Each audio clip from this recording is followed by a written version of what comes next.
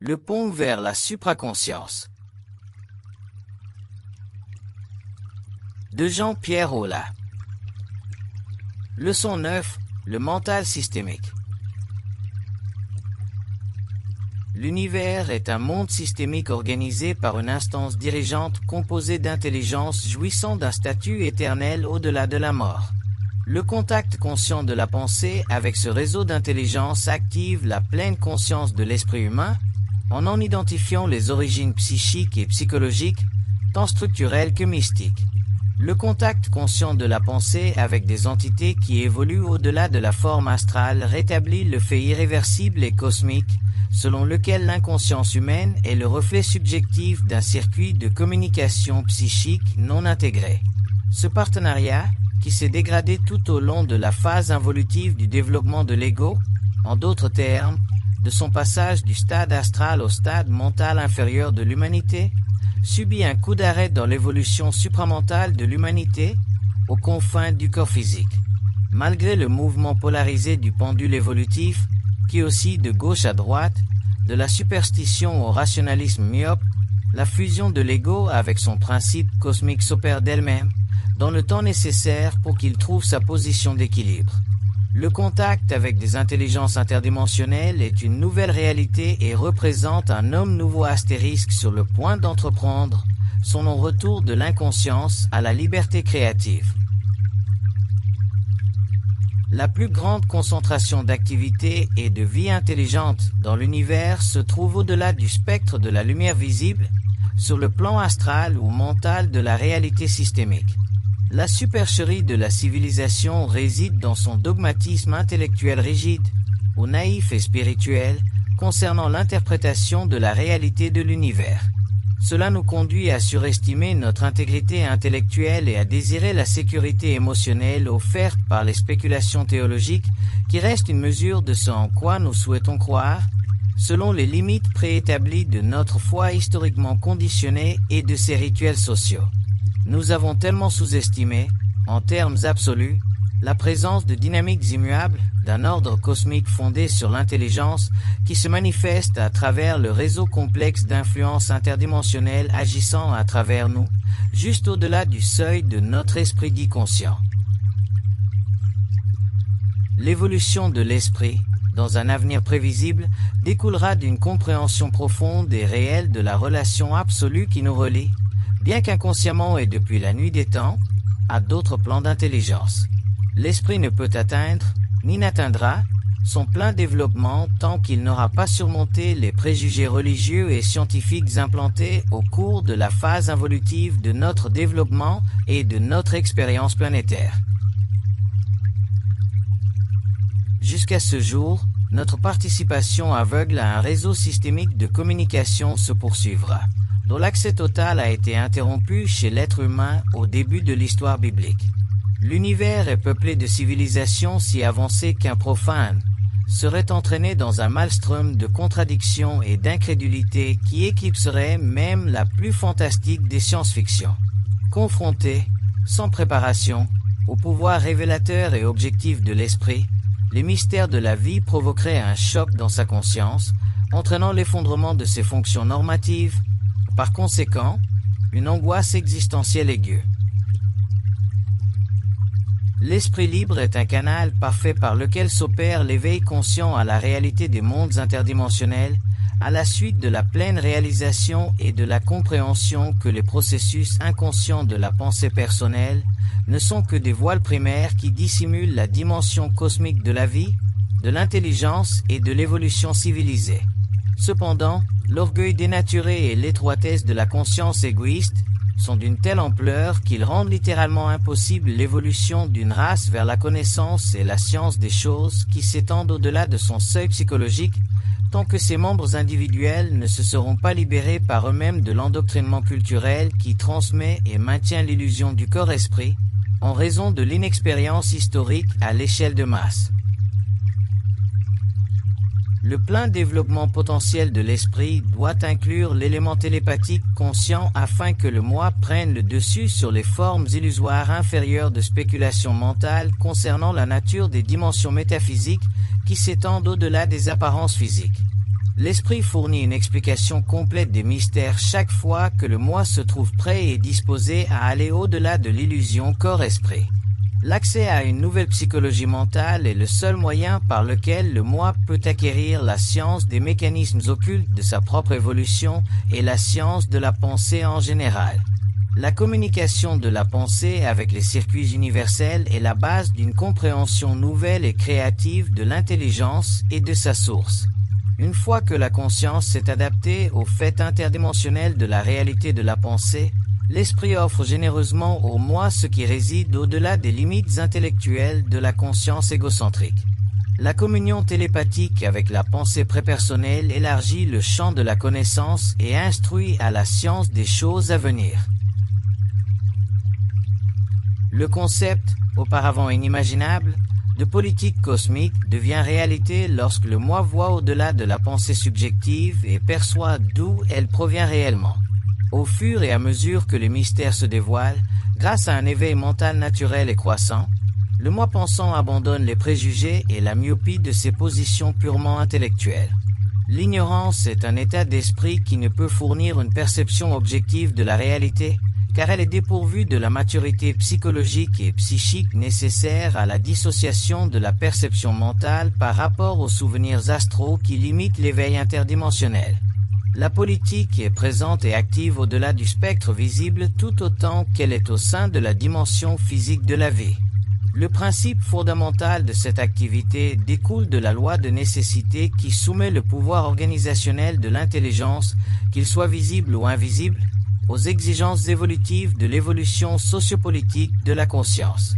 Sur Terre, la politique cosmique est une vaste inconnue, due, en partie, à l'éveil limité de la conscience humaine. Malgré cela, elle influence les progrès sociopolitiques de l'être humain. Les religions, par exemple, font partie intégrante, bien qu'inconsciente, de la politique cosmique et exercent une influence durable sur l'humanité. La nature émotionnelle et captivante de leur doctrine a tracé le chemin de l'évolution et élevé la conscience humaine à un niveau plus ou moins homogène de sentiments et de compréhension dans certains contextes, mais elle n'a pas réussi à fournir une connaissance scientifique objective des mystères et des forces créatrices à l'œuvre derrière les conceptions physiques de la civilisation. Une fois abandonnées les opinions subjectives et conditionnées sur l'univers, l'ampleur de la vie et de ses composantes cachées deviendra évidente grâce à un esprit non polarisé doté du pouvoir de lever le voile sur sa totalité vaste et multidimensionnelle. Les sciences physiques ont éradiqué les superstitions et déplacé le centre des croyances religieuses sans parvenir à éliminer la myopie inhérente à l'analyse purement intellectuelle. Nous sommes passés de la superstition à la science empirique en ce qui concerne l'étude de la matière, sans parvenir à passer de la superstition à la science dans l'étude de la pensée, condition préalable à la compréhension des mystères. L'esprit, sous sa forme personnalisée et actualisée par le cerveau, génère des ondes électromagnétiques appelées pensées. Lorsque son potentiel électrique est élevé par la compréhension consciente et l'affinement interne du processus de la pensée, il s'étend et devient capable de révéler des aspects occultes de la réalité, inaccessibles aux formes moins vibrantes de l'approche intellectuelle conditionnée. L'univers, dans son état visible et invisible, peut être étudié et compris lorsqu'une liberté mentale objective a été atteinte. L'esprit est un phénomène magnétique. Lorsque l'esprit d'une civilisation a été façonné par le processus historique, les individus sont contraints de se conformer à des notions qui peuvent ou non être en accord avec la réalité. Par conséquent, l'héritage des formes de véritable savoir réduit l'effet débilitant d'une ignorance consacrée et de ses conséquences sur l'évolution et la croissance d'une compréhension consciente. La pensée de masse aliène l'esprit et retarde la croissance personnelle. Aujourd'hui, les nations avancées ne parviennent plus à contenir leur conscience collective, tandis que les citoyens finissent par se sentir de plus en plus aliénés par rapport à eux-mêmes. Les pathologies mentales sont en augmentation, à un moment où la science a créé une abondance quantitative jamais atteinte auparavant dans l'histoire de la civilisation. Il faut qu'un éveil se développe en parallèle, sinon la maîtrise des dégâts risque de devenir, avec le temps, Une tâche impossible à mener à bien tandis que les individus sombrent imperceptiblement vers un déséquilibre psychique. La conscience d'une nation ne peut s'éloigner d'un développement sain et édifiant au-delà d'un certain point et d'un certain temps, sous peine de s'immobiliser. Les masses deviennent alors porteuses d'une faute nationale, tandis que leurs membres respectifs se voient submergés et magnétisés par le processus négatif de la dépression psychique du corps collectif, mental et émotionnel. Les autorités au pouvoir tiennent compte de la délicate trame de la conscience sociale.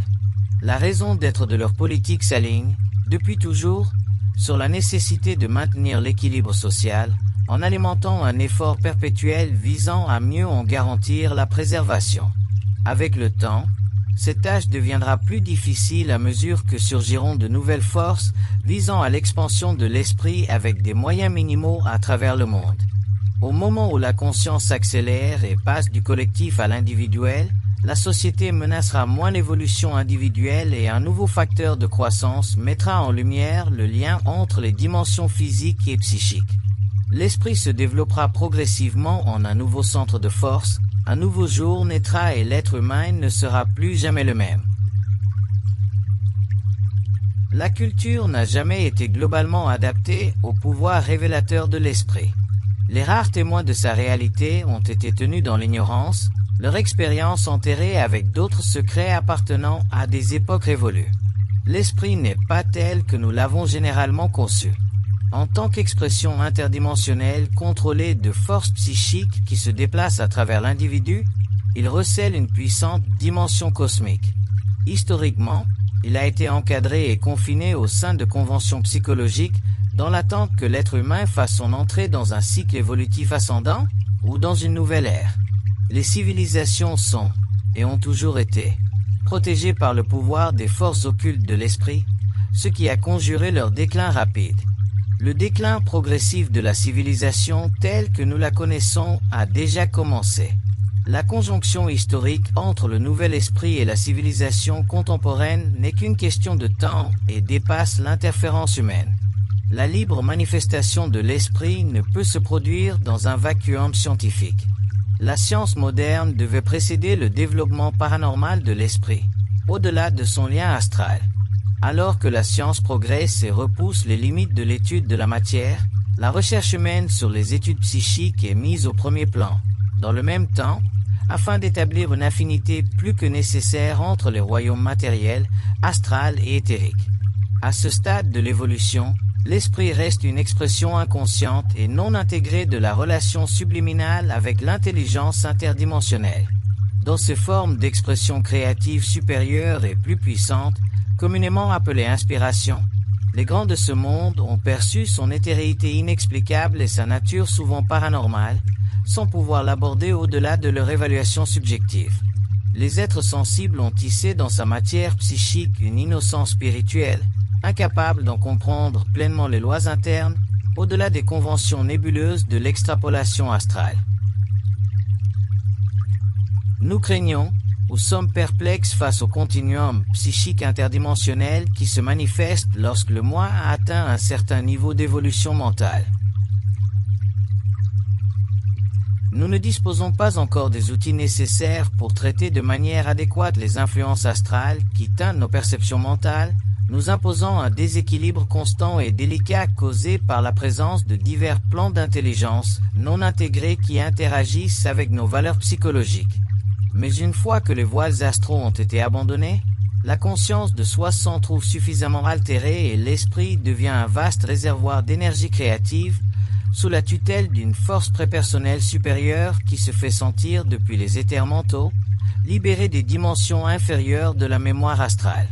Lorsque l'esprit est en parfait équilibre sur son propre plan mental, il atteint les sommets stratosphériques, où le moi est instruit dans les sciences de la vie, de la mort et de l'évolution personnelle et universelle, avec tous ses mondes et son savoir vivifiant et régénérateur.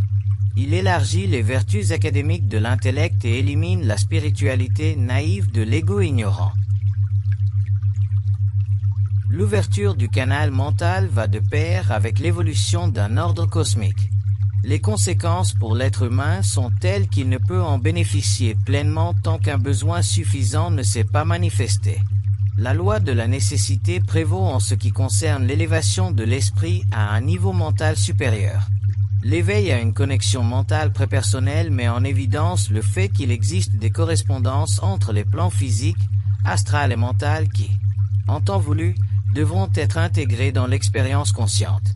Les forces évolutives seront alors réalignées afin de permettre aux éléments évolués de la race humaine de poursuivre le chemin qui mène à la satisfaction de leurs besoins psychologiques et psychiques. L'esprit n'est pas simplement une arène où la pensée est générée, mais un canal pour le contact conscient de la pensée avec d'autres niveaux, à partir duquel les formidables pouvoirs de l'intelligence cosmique dirigent les forces évolutives de la vie sur le globe et au-delà. Il est important de noter que l'être humain ne possède que peu de connaissances profondes et objectives concernant ses propres mécanismes au-delà de l'intellect. Tout ce qu'il sait, ou croit savoir, n'est qu'un fragment limité d'intelligence qui participe, mécaniquement, à la constitution primaire de l'autoréflexion. L'évolution générationnelle des ordinateurs aura lieu, tout comme celle de l'esprit humain. Lorsque les ordinateurs auront atteint la 7e génération, l'être humain sera entré en relation consciente avec d'autres niveaux de l'univers par le biais de la communication de la pensée. Tant que l'on exige une preuve scientifique pour évaluer la réalité, l'esprit est sous le contrôle des sens et l'intelligence reste inaccessible. L'esprit est un canal, au sens objectif du terme, et la perception objective de cela réduit la coloration du processus de la pensée par les forces astrales et libère la conscience de soi de la domination de l'âme. L'esprit vibre naturellement à la dimension universelle, et son niveau psy peut être rendu accessible à la conscience de soi, dès que celle-ci a objectivé sa relation et perfectionné son lien avec les courants de vie prépersonnels. Ce lien avec l'intelligence interdimensionnelle ne peut être exploré que lorsque le moi aura pris conscience de l'illusion, selon laquelle la pensée provient de la personnalité. L'essor de la science physique moderne a fait écho dans les couloirs du dogmatisme théologique. Il en ira de même à l'ère postmoderne, lorsque le dogmatisme et le statu quo des sciences matérialistes seront à leur tour bouleversés par des réalisations qui transcendent leurs principes fondamentaux. La complaisance psychologique va de pair avec le besoin de ne pas perturber le fait bien ancré que la vie est trop courte pour être changée, alors que nous en déduisons facilement que la vie est notre propre doyenne. L'être humain n'est nullement opposé à une nouvelle connaissance, mais plutôt au malaise temporaire qu'elle engendre. L'exploration des lois de l'esprit créera le choc nécessaire pour éradiquer des attitudes égocentriques séculaires. Ce changement radical initie le contact avec des notions qui conduisent la conscience humaine au fait cosmique de la communication interdimensionnelle avec des plans de réalité qui, dans le passé, ont toujours été liés au royaume spirituel de l'au-delà. Aucune vérité n'est plus éloignée de la réalité que celle selon laquelle la mort ne représenterait que le vide spatio-temporel astérisque de la personnalité, à la suite de l'abandon de l'enveloppe physique par l'âme. Au-delà de la mort, l'univers évolue grâce à l'assistance d'intelligences macrocosmiques et de pouvoirs hautement définissables, dont la connaissance scientifique de l'univers et de ses lois a constitué le pilier des ordres architecturaux évolutifs depuis les débuts de la vie. Ils ont maintenu leur collaboration avec la race humaine dans un effort continu et ascendant visant à libérer l'être humain des influences asservissantes de l'âme des morts sur son esprit endormi d'un sommeil profond. L'esprit est la voie que parcourt la pensée, à travers des éthers correspondant à des dimensions de lumière, ou des mondes semblables aux nôtres mais qui diffèrent par leur densité. L'ère postmoderne brisera les chaînes de l'illusion psychologique qui présente la pensée comme un phénomène strictement personnel, illusion logique entretenue pendant des siècles d'ignorance concernant les mystères. Pendant des milliers d'années, nous avons été opprimés par le fait inaliénable de leur insolubilité et nous n'avons jamais reconnu la liberté et le pouvoir intérieur capable de les résoudre grâce à l'activité créatrice de l'esprit non contaminé.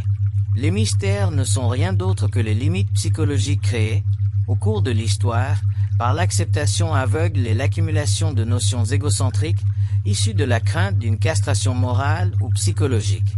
Cette peur est une constante morale, vécue lorsque l'esprit développe une dépendance à l'égard d'absolus consacrés par l'histoire, maintenus comme point d'ancrage pour des idées subjectives et cultivées, au prix d'une véritable liberté mentale.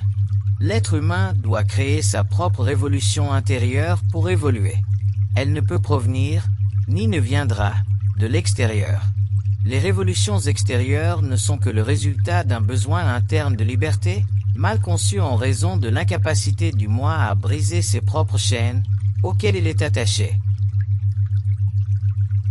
Nous concevons la conscience comme un état d'esprit. Elle est en réalité un amalgame instantané de pure intelligence et de mémoire de l'âme, dont les proportions varient, selon l'état évolutif de l'âme. Les deux principes convergent pour créer chez l'être humain sa double nature, humaine et cosmique. La première lui est familière, la souffrance psychologique correspondant à une condition existentielle fortement teintée d'une ignorance fondamentale et historique des lois de l'esprit. C'est à la seconde qu'il revient de confronter, en termes universels, la conscience humaine, car elle correspond à la dimension extérieure de la réalité à laquelle l'âme est reliée, au-delà du plan astral de la mort. L'âme n'est qu'un aspect de la dimension humaine, tandis que le moi supérieur, ou le double, en représente la contrepartie. Les deux doivent éventuellement s'unir afin de pouvoir ordonner et mettre en œuvre le processus de la conscience. L'être humain est le point terminal de la conscience et l'âme en est l'aspect mnémonique, tandis que le double, ou l'esprit, gouverne toute la gamme des énergies qui émergent de la source cosmique universelle des forces qui dirigent l'évolution des formes de vie. Tous doivent former, par le biais du développement évolutif, une triade créatrice contre laquelle les forces astrales de la mort sont impuissantes. La psychologie de l'esprit, dans la mesure où elle se rapporte à l'identité de la pensée, en est encore à ses balbutiements et est universellement méconnue. Cela est dû, en partie, au fait que la nature humaine a été gouvernée et manipulée par des forces astrales implantées dans un domaine de la conscience isolé des plans mentaux dont il tire son origine. Les fléaux qui affligent l'humanité depuis des temps immémoriaux se sont propagés par l'inconscience et l'ignorance de l'ego. Le caractère irréfutable de ce fait peut être facilement mis à l'épreuve et vérifié par l'étude de la communication psychique et des révélations divulguées par des entités intentionnelles dont la présence est voilée à l'intellect. Dans l'univers du mental, la violence provient du monde de la mort, car ces entités se sentent privées de vie. Leur seule ressource réside dans leur capacité insoupçonnable à manipuler la nature humaine. Dès qu'elles en ont l'occasion, elles magnétisent l'esprit à travers les émotions vécues par l'âme en évolution. Elles savent qu'elles ne peuvent évoluer au-delà d'un certain point sous forme astrale et que leur retour sur Terre est soumis à des lois cosmiques qui ne peuvent être transgressées. Le temps n'est pour elles que souffrance, jusqu'à ce qu'elles aient atteint, au cours de longs cycles successifs d'évolution, l'état de fusion, ou d'unité avec leur source de pensée individuelle, ou double, dont seule la protection permet à la conscience pure de devenir permanente et libre, dans la forme et dans la fonction. À défaut, l'âme incarnée est influencée, dans de nombreux cas, gouvernée par le plan astral auquel elle est karmiquement liée par un passé mémoriel et expérientiel considérable. Les soi supérieurs, ou ajusteurs de pensée, sont des intelligences dont le rôle est d'insuffler dans la conscience humaine des pensées vibratoires correspondant à l'état évolutif des âmes respectives. Ils visent l'unité consciente potentielle, ou la fusion avec l'âme, à mesure que celle-ci progresse vers la phase finale du processus d'incarnation. Ils évoluent dans des mondes qui leur sont propres, correspondant à notre activité mentale. Leur présence dans l'univers est grandiose et leur permanence dans le temps dépasse notre compréhension limitée. Leurs activités évolutives sont toutes consacrées au développement conscient du mental. Les ajusteurs de pensée sont des êtres de lumière à part entière. Ils n'ont jamais participé, et ne participeront jamais, à l'évolution physique. Leur propre évolution est si avancée qu'elle constitue la base des mystères qui tourmentent la conscience humaine depuis l'aube de l'histoire. Grâce à l'évolution d'une conscience supérieure et au développement d'une psychologie créative de l'esprit, transmise directement depuis un plan de conscience supramentale, le moi accède à des idées qui ne peuvent faire l'objet d'une spéculation intellectuelle. La psychologie supramentale libère l'ego du fardeau de l'imagination subjective et permet le développement d'un contact plus libre de la pensée avec les plans mentaux d'où provient le plus haut degré de pensée créative dans le cycle actuel de l'évolution civilisée. Les mécanismes de l'esprit sont parfaitement compris lorsque le moi est libéré des concepts qui l'enchaînent à l'illusion corps-esprit. Le fait que l'esprit soit un phénomène de communication de la pensée à travers lequel les idées, ou les pensées, circulent instantanément dans les deux sens, une fois comblé le fossé temporel entre l'ego et le moi supérieur, apparaît alors réel en termes objectifs. Le concept de l'ajusteur de pensée est essentiel à la compréhension des aspects occultes du processus de la pensée. Sans cette connaissance fondamentale, il est impossible de se libérer de l'illusion de la pensée personnalisée et de graviter vers des notions plus globales de la réalité. La symétrie de l'esprit doit être brisée pour que puissent émerger les aspects particuliers qui peuvent être abordés par un dialogue conscient avec sa propre source. L'activité de l'esprit doit devenir un dialogue ou un processus de communication dans lequel la relation entre le destinataire et l'émetteur ne fait qu'un.